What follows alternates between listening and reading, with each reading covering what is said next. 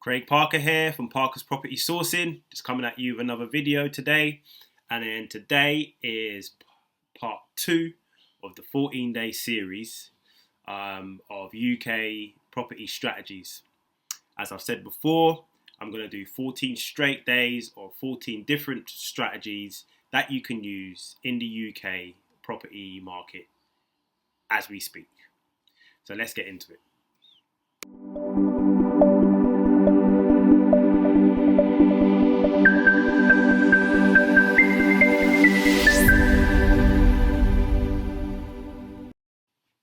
So in today's strategy, we're going to be talking about the BRRR, also known as buy, refurbish, refinance, and rent.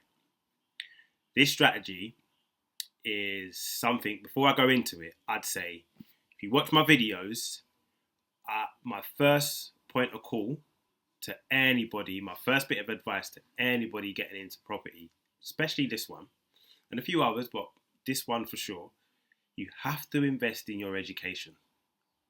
If you're new to investing and this is the strategy you want to do, you have to invest in your education. And when I mean invest in your education, I don't mean always invest your money to educate yourself. That is the best way, but might be invest your time to go and network with people that do this. Invest your time to speak to people that do this. Invest your time to watch in-depth videos around, people talking about the buy, refurbish, refinance, rent strategy, because this strategy can work really well, but it can also kill you very quickly as well if you get it wrong. So that's just something I'd want to put out there. We'll get into it. I'll give you an overview of what this is. So let's get into it. So the buy, refurbish, refinance, rent strategy is really used to recycle the capital and grow a portfolio quickly. The process starts with purchasing a property, ideally below market value. Then what you do then is you refurbish it to increase its value. So when you refurbish it, you push the value up, you force the value up. After refurbishing the property, it's refinanced. So what you then can do is, remortgage, refinance, take the money out that you've put in. You usually get 75% loan to value. So you can pull out 75% of the value's worth. So if you've pushed it up and you've pushed it up to and exceeded the value, and the value exceeds what you've actually put in, good stuff. What you want to be doing is at least pulling out minimum what you've put in to go and get another one. So that's where the refinance part comes in. It's always based on the new value. And then after you've pulled your money out and you've refinanced it, you rent it out. And then you go again, and you go again, and you go again. This strategy sounds the most appealing to most investors, most appealing to me, most appealing to most investors, because it's, you're buying something, you're refurbing it, getting all your money out sometimes, and then you can go and do it again and again and again. But you're also getting rent from that first property, the second, third, and fourth. So you're recycling your money, but also building a portfolio. The sort of areas that this best works in is a clear difference between the current condition and the value and the value after improvements, basically.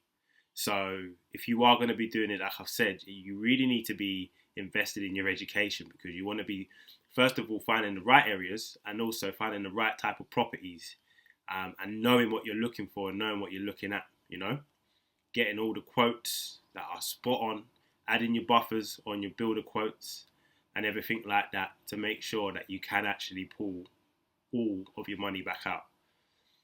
You typically, like I said, target tired, outdated, distressed properties where the improvements will create a substantial uplift, The key to buy, refurbish, refinance and rent is ensuring that the refurbished budget aligns with the end value for the comparable sales.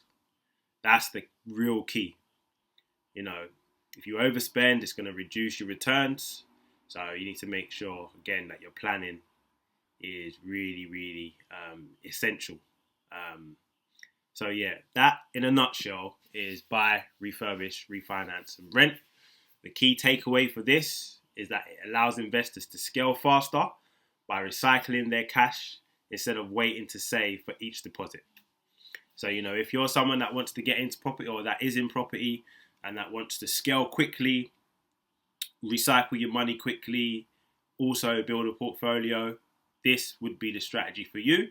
Before you jump into this strategy, like I've said before, invest in your education, man. Get your mind right, get yourself right, get yourself educated so you understand what you're looking at, where you're looking, how you're going to approach it, because it can quickly make you rich, or it can quickly get you broke. So, it's a thin line. So, yeah, that today is the second property strategy out of my 14-day property strategies. Really hope you've enjoyed it. I've been Craig Parker. Till next time.